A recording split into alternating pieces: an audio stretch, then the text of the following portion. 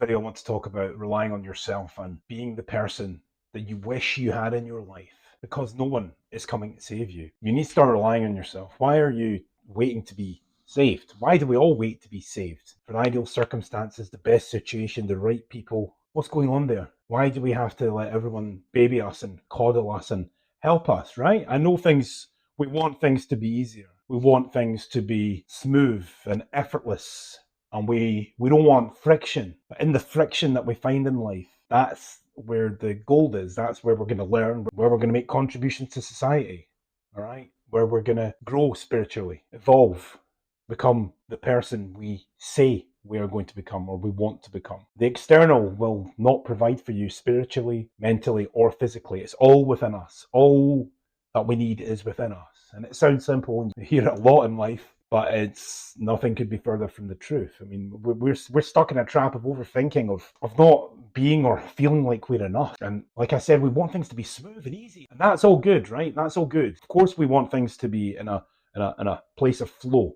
if you like.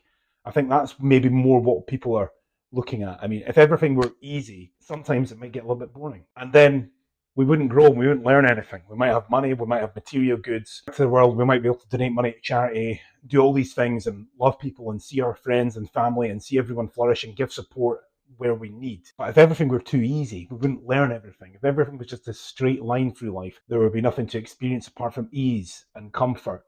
And out of that comes laziness and the need for more and more ease. And why do we need more ease? All right. We are stuck in this trap of overthinking or being or feeling like we're not enough. So there's a few points I want to make here that we can help ourselves on our journey, on our growth journey, on our self-improvement, on our transformation journey, on our manifestation, bringing our existence to its fullest potential. You see so many people in life, and not to judge, right? But we see so many people in life that are performing way below their potential, and that might be due to a number of factors. There could be people who are addicted to certain things like drugs or certain behaviors and around toxic people, and unless someone's willing to make a change for their life and do something more for their life, how can they evolve to that next level? If they don't, or if they see that there's a problem, they're finding things too hard, that's when we need to lean on other people. We need to ask for support. And I think the first thing we need to do is appreciate and acknowledge where we are. Some people have all the resources and luck. Some people have none of the resources and luck. Some people have resources and no luck. Some people have luck and no resources. So there's always going to be something that we don't feel like we have. But our own circumstances, our own environment, our own behaviors dictate our journey, right? Our ability to adapt and learn and push ourselves out of situations and into situations and good situations, better situations, hopefully, ideally. When we appreciate and acknowledge exactly where we are right now and go, okay, I'm not where I want to be. I would like to be further along my path. I am happy where I am. I have a great job or have a decent job or whatever it is. And I'm fulfilling myself just now.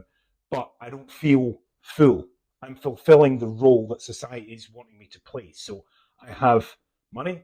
I'm able to go on holidays. I have a great partner.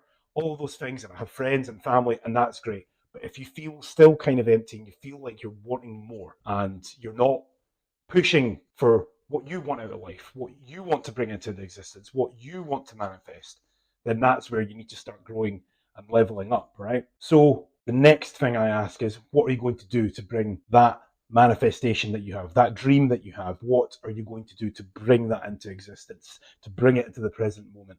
Instead of thinking about the past, you're letting your current reality be dictated by the past. And we're telling ourselves, we're limiting ourselves that we can't do what we want to do because of such and such. We need a job, we need to pay the bills and this and that. And it's like, if we start even just dedicating an hour a day, 2 hours a day if you can, or more outside of your work, then things will start to get easier. We'll start to progress. We'll start to feel like we're in charge of ourselves. Once we start to mold and sculpt everything that we can and create this version of ourselves, because that's going to come from the future. We learn from the past, but it's ultimately our vision of the future is going to pull us forward to where we want to be.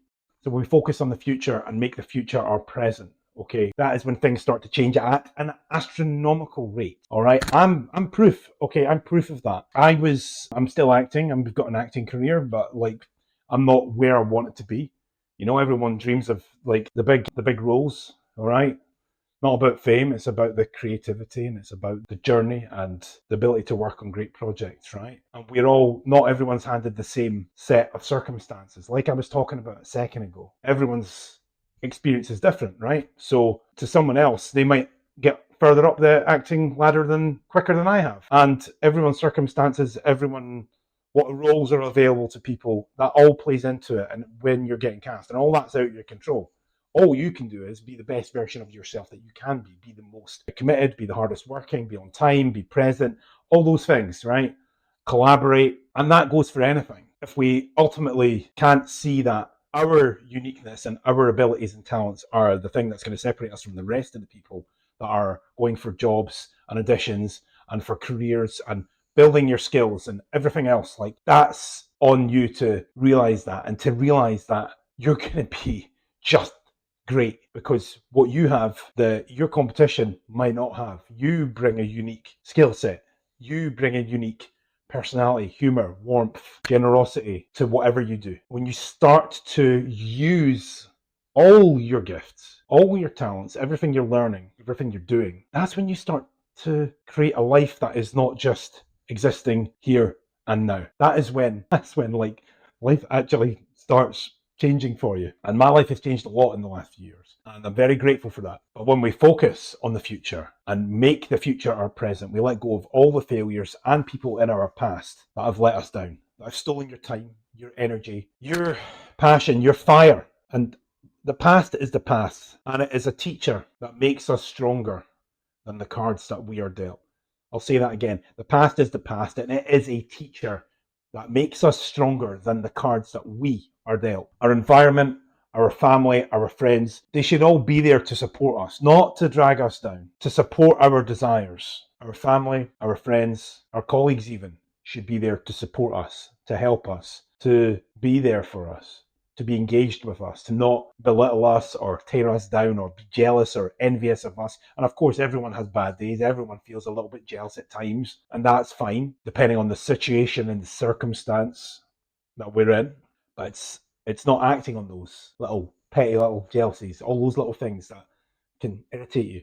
Okay, it's you should be in a position where your family are supportive and your friends are supportive, and if they aren't, then cut them out, okay? Because the shit is not going to get any easier with these people dragging you down and seeing you as a threat to their happiness when you can't be there for them anymore. It's not going to help you to develop and get what you want. We did the same for them, so why can't they do the same for us? People can be inherently selfish and they see it as that they're not getting what they want, they're not getting what they desire, they're not seeing what we're seeing, they're not seeing our vision, our truth, what we want. Okay. And with that, I leave you because it's time to wrap this up. Yeah. So nothing could be further from the truth. Keep grinding, keep hustling, keep going. Remember, forget the people that are pissing you off and that are not there for you. Acknowledge the moment that you're in and just keep going. You got this. See you in the next video.